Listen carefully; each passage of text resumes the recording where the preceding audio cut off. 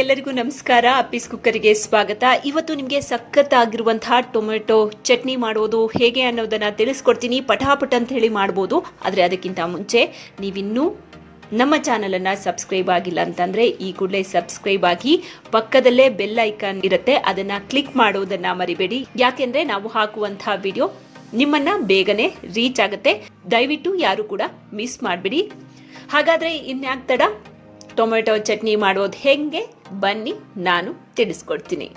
ಟೇಸ್ಟಿಯಾಗಿ ಟೊಮೆಟೊ ಚಟ್ನಿ ಮಾಡೋದಕ್ಕೆ ಬೇಕಾಗಿರುವಂತಹ ಇಂಗ್ರೀಡಿಯೆಂಟ್ಸ್, ಒಂದು 5 ಟೊಮೆಟೊ ತಗೊಂಡಿದ್ದೀನಿ, ಅದನ್ನ ಈ ರೀತಿಯಾಗಿ ಕಟ್ ಮಾಡ್ಕೊಂಡಿದ್ದೀನಿ.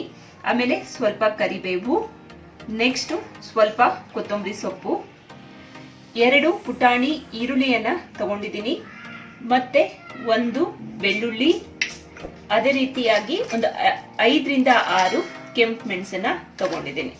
ಈಗ ಏನ್ ಮಾಡ್ಬೇಕು ಅಂತಂದ್ರೆ, ಬಾಣಲೆ ಕಾದಿದೆ, ಕಾದಾದ್ಮೇಲೆ ಸ್ವಲ್ಪ ಎಣ್ಣೆ ಹಾಕೋಬೇಕು. ಒಂದು 3 ರಿಂದ 4 ಟೀ ಸ್ಪೂನ್ ಅಷ್ಟು ಆಯಿಲ್ ಹಾಕೋಬೇಕು. ಇದು ನೀಟಾಗಿ ಕಾಯಿಲಿ. ಕಾದ್ಮೇಲೆ ಈರುಳ್ಳಿ ಹೆಚ್ಚಿಕೊಂಡಿದ್ದಲ್ಲ, ಆ ಈರುಳ್ಳಿನ ಇದಕ್ಕೆ ಹಾಕೋಣ.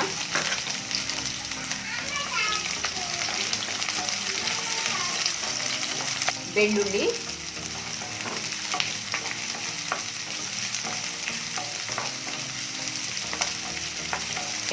ಕರಿಬೇವಿನ ಸೊಪ್ಪು. ಕರಿಬೇವಿನ ಸೊಪ್ಪು ಜಾಸ್ತಿ ಹಾಕೊಂಡ್ರು ಕೂಡ ಟೇಸ್ಟ್ ಅದ್ಭುತವಾಗಿರುತ್ತೆ.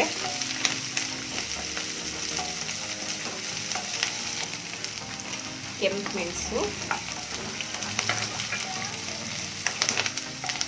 ಕೆಂಪು ಮೆಣಸು ನಾನೊಂದು 6 ಹಾಕೊಂಡಿದ್ದೀನಿ ಪುಟಾಣಿದು.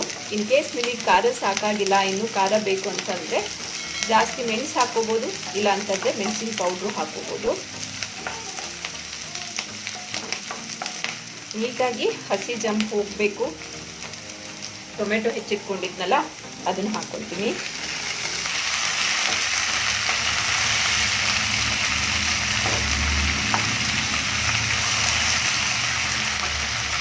ಟೊಮೆಟೊ ಇದೆಯಲ್ಲ, ಅದು ನೀಟಾಗಿ ಸ್ವಲ್ಪ ಬೇಯಬೇಕು, ಹಸಿ ಜಂಪ್ ಹೋಗೋ ತನಕ. ಆಮೇಲೆ ಇದಕ್ಕೇನೆ ಸ್ವಲ್ಪ ಅರಿಶಿನ ಪುಡಿನ ಹಾಕೊಳ್ತಾ ಇದ್ದೀನಿ. ಆಮೇಲೆ ಕೊತ್ತಂಬರಿ ಸೊಪ್ಪು ಕೂಡ ಅದಕ್ಕೆ ಹಾಕೋಣ.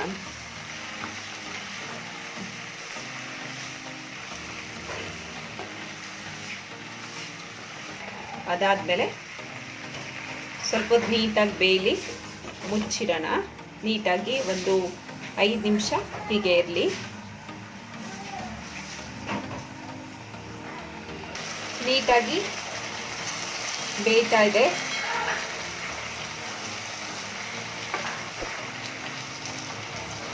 ಇದಕ್ಕೆ ಸ್ವಲ್ಪ ಉಪ್ಪು ಹಾಕೋಣ. ಟೊಮೆಟೊಗೆಲ್ಲ ನೀಟಾಗಿ ಉಪ್ಪು ಹಿಡಿಬೇಕಲ್ಲ, ಇಲ್ಲೊಂದ್ಸಲ ಈ ರೀತಿ ನೀಟಾಗಿ ಮಿಕ್ಸ್ ಮಾಡ್ಕೋಬೇಕು.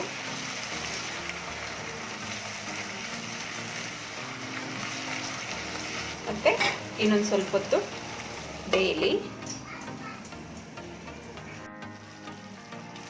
ಬೆಂದಿದೆ, ಸಾಕು. ಈಗ ಆಫ್ ಮಾಡ್ತಾ ಇದ್ದೀನಿ ಸ್ಟವ್ನ. ಇದು ಒಂದು ಸ್ವಲ್ಪ ಹೊತ್ತು ಆರಿ ಆದಮೇಲೆ ಅದನ್ನು ಮಿಕ್ಸಿಗೆ ಹಾಕಿ ನೀಟಾಗಿ ರುಬ್ಕೋಬೇಕು. ಓಕೆ, ಇದನ್ನು ಈಗ ಮಿಕ್ಸಿ ಜಾರ್ಗೆ ಹಾಕೊಳ್ಳೋಣ. ಸ್ವಲ್ಪ ಆರಬೇಕು ರುಬ್ಬೋಕ್ಕಿಂತ ಮುಂಚೆ.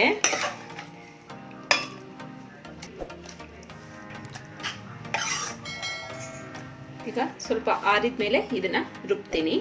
ಈಗ ಬಾಣಲೆಗೆ ಸ್ವಲ್ಪ ಎಣ್ಣೆ ಹಾಕೋಬೇಕು. ನಾನು ಅವಾಗ ಫ್ರೈ ಮಾಡ್ಕೊಂಡಲ್ಲ, ಅದೇ ಬಾಣಲೆನ ಇಟ್ಕೊಂಡಿದ್ದೀನಿ. ಸ್ವಲ್ಪ ಎಣ್ಣೆ ನೀಟಾಗಿ ಕಾಯಬೇಕು.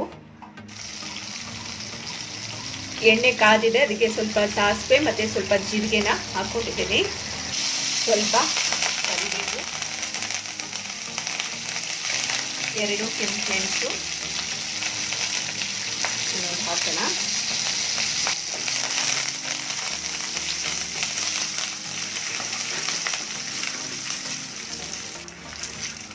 ಇದಾದ್ಮೇಲೆ ಇವಾಗ ರುಬ್ಕೊಂಡಿದ್ವಲ್ಲ ಅದನ್ನ ಹಾಕೋತಾ ಇದ್ದೀನಿ.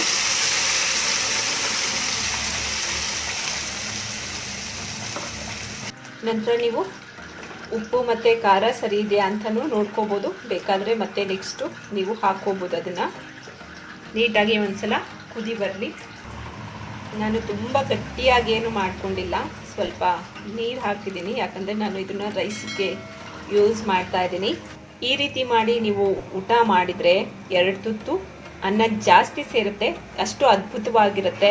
ಜ್ವರ ಬಂದಾಗಲೆಲ್ಲ ಈ ರೀತಿ ನೀವು ಟೊಮೊಟೊ ಚಟ್ನಿಯನ್ನು ಮಾಡಿ ಊಟ ಮಾಡಿದರೆ ಚೆನ್ನಾಗಿರುತ್ತೆ, ಅನ್ನ ಕೂಡ ನಿಮಗೆ ಸೇರುತ್ತೆ. ಚೆನ್ನಾಗಿ ಒಂದ್ಸಲ ಕುದಿ ಬರಲಿ.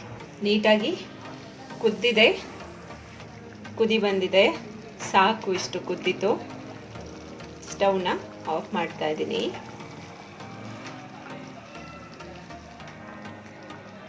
ಈಗ ಒಂದು ಬೌಲಿಗೆ ಸರ್ವ್ ಮಾಡ್ಕೋತಾ ಇದ್ದೀನಿ.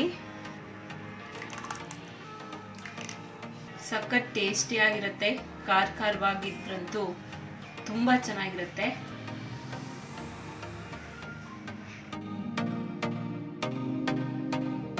ಇದು ಸಖತ್ ಟೇಸ್ಟಿಯಾಗಿ ಅದ್ಭುತವಾಗಿ ಪಟಾಪಟ್ ಮಾಡುವಂತಹ ಟೊಮೆಟೊ ಚಟ್ನಿ.